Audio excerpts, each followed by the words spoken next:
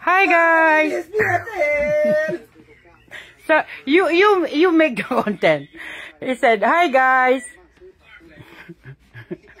Happy Saturday, everyone. I just sort out the clothes that my boss given to me last Thursday. So this is it, guys. This is all good clothes. Bound to Philippines. Guys, look, I have 1, 2, 3, 4, 5. That is a dry fit material, dry fit brand, and it's new. So this is good, and it's small, size medium, size small, size medium. And I have also dress. It's good for the night party. And I have also, how do you call it? The pants, the balloon pants, the elephant pants. And this is the one that is so good, so nice. It's a dress. And also this one is a dress that it can use in the Philippines. And I have one sweatshirt, and I have 3 skirt. Oh, how many skirt? Yeah, 3 skirt. And 1 tights, and lots of long sleeve. 1, 2, 3, 4, 5, 6, 7. 7 long sleeve. That is good for the Philippines. Hi, Michaela!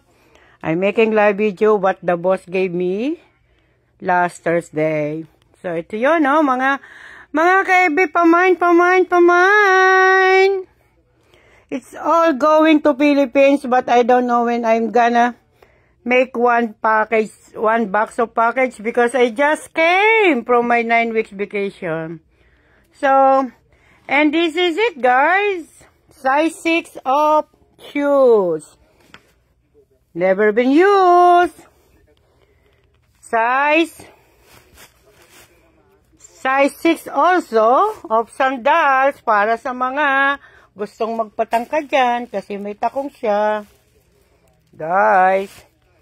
And 1 shoes. This is used already. And this one is new. Size 6 also. This one is very cute. Actually, look guys. So this is it. It's just my boss is waiting for me to come back from my vacation, and he just gave to me. It's wrong timing, because when she knows that I'm going for my vacation, so she will give it to me earlier.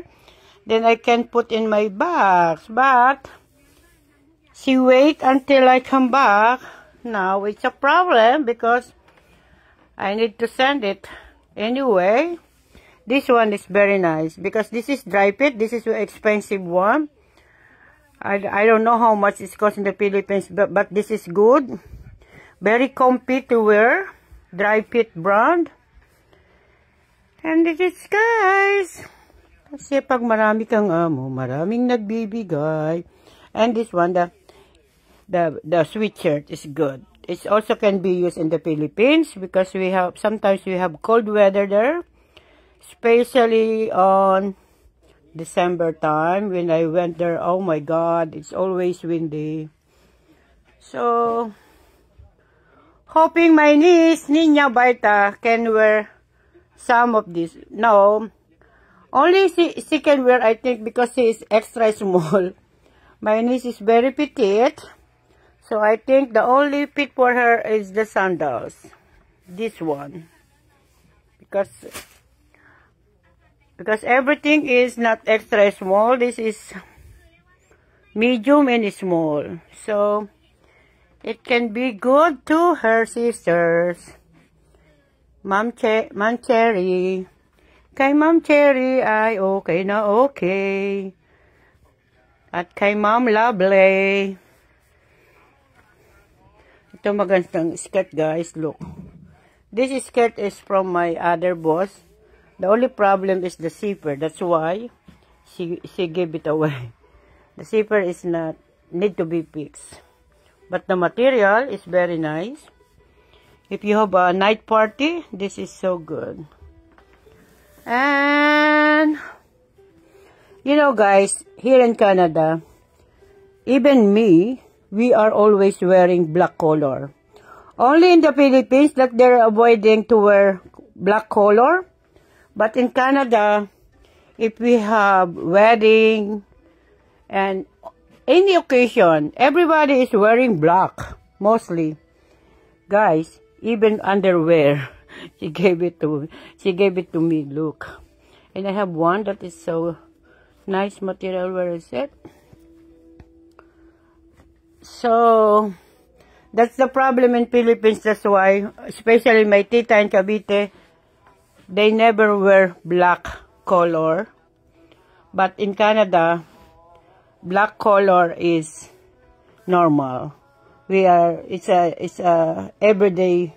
I have one boss that all her t-shirt, all her house clothes, it's only one color. It's only black. So, it's very practical because it's easy to wash. You don't need to mix it to other color.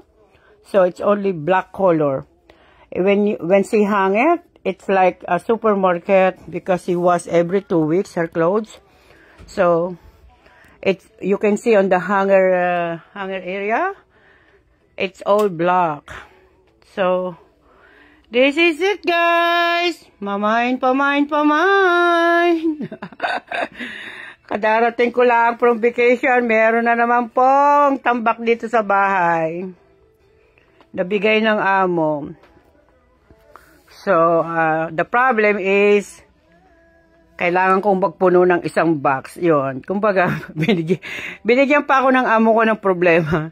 Kasi yung kadarating ko lang galing sa siyam na linggong bakasyon. Heto na naman ako. Kailangan ko mag-ipon ng pang-package kasi meron paragdagan. So, this is good when you're going to the beach, guys. Parang pang ano mo siya. And this one is a branded dress. But this is very light. They can use it in Philippines. So all these clothes is good for Philippine weather. Not can be used here in Canada winter weather. So that's why every season there are decluttering. It's look like our clothes here is disposable. But because every season they are decluttering their stuff.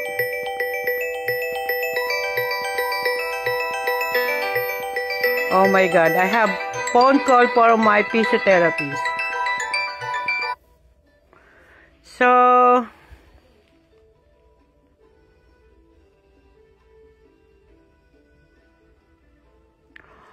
oh yeah, I don't know if they're going home this December. I know. Alam mo ba, nakapunta lang ako ng bukid nung pumunta. Dumaan lang ako dyan sa center at saka sa bahay ni Tito Rudy mo, sa Ninong Rudy mo. Ay, nagpicture-picture lang ako ng kaunti, mga 10 minutes. Kasi nagpaintay lang ako kay Andrew. Nahintayin ako kasi pupunta na siya sa shop niya. Sabi ko, hintayin lang ako.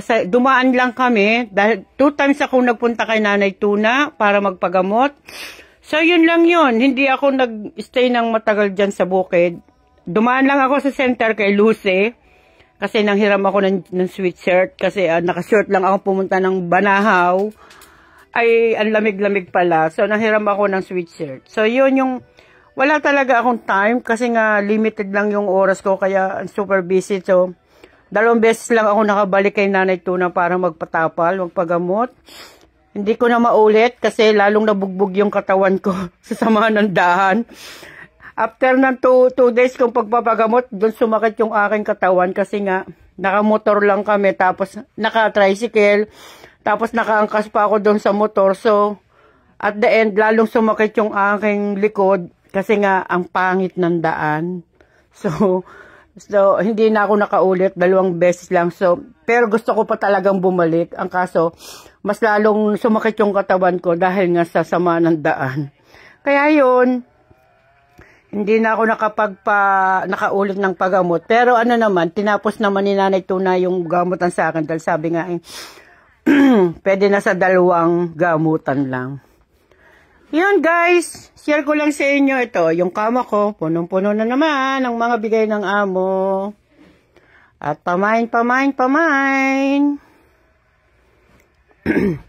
Shout out sa lahat ng nanonood. Kay Christian de Chavez is watching.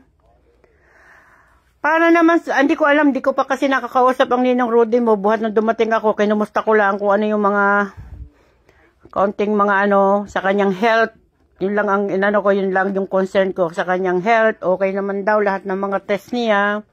So, dun lang nag-okay na ako. So, hindi pa kami nakakapagkwentuhan. Sana makauwi sila para maipabless nila yung bahay nila dyan. At nang maayos kung ano mang mayroong usapin, kumbaga. I don't want to get involved, but it is what it is. Kaya guys, maano lang. Hi, Malvin Dinglasan is watching, guys. Nag-uukay-ukay si tita nyo dito sa Toronto. Nabigay ng amo. Pamain. Natutuwa lang. Natutuwa lang ako mag-post kasi wala akong ma-content. Para lang ako may content, nagla-live. Ito yung mga sapatos, never been used. Yan ang mga, mahirap kasi sa mga amo. Kaya sila ay may tendency na may ugali silang shopaholic. Ang tawag ko doon is shopaholic. Yung bili ng bili kahit hindi naman kaya ng isuot. So, ayan Tapos, they ended up giving it away. So, ang sinuswerte, yung tulad ko na nagtatrabaho sa kanila kasi nga every season, pagpatapos na yung spring season, nagde-declutter sila ng mga damit na ayaw na nilang isuot. Kasi dito, pag good for 2 years na hindi nila sinusuot, talagang gini-giveaway nila. Dahil sila nga ay walang tigil sa bibili. So, ayaw nilang maging hoarder. So, they ended up giving it away. Pero mostly, kung halimbawa wala silang katulad ko na cleaner nila, na cleaning lady nila, yun ay binibigay nila sa donation organization like sa diabetes, sa Salvation Army. Kasi kami dito, every place, meron kaming mga donation bin, like in a big supermarket, meron naglalagay sila doon ng malalaking mga lagayan para sa mga donation clothes or every area. Meron kami kahit dito sa area namin meron. Ako nagdo-donate din ako ng marami. Pero ang akin, nag-donate ako ng marami sa Diabetes Canada. Talagang tinawagan ko yung opisina ng Diabetes Canada kasi yun ang gusto kong suportahan since we are diabetic. So, mostly yung marami talaga akong ipinamigay. So, dumating dito yung isang pick-up truck na malaki. Pick up nila kung ano yung mga giveaway ko. So, yun yung sinusuportahan ko. Mostly, instead of putting in a donation bin. Matawag na naman ang aking physiotherapist. Kailangan ko sagutin. Okay, guys. I need to end my live video because I need to answer the calls of my physiotherapist. Because I have scheduled at 10 o'clock, but I canceled it. Because when I woke up, I feel dizzy. So, I don't want to go out if I feel dizzy. So, guys, thank you for watching. I have to cut it earlier because I have call from my physio. Thank you, guys, for watching.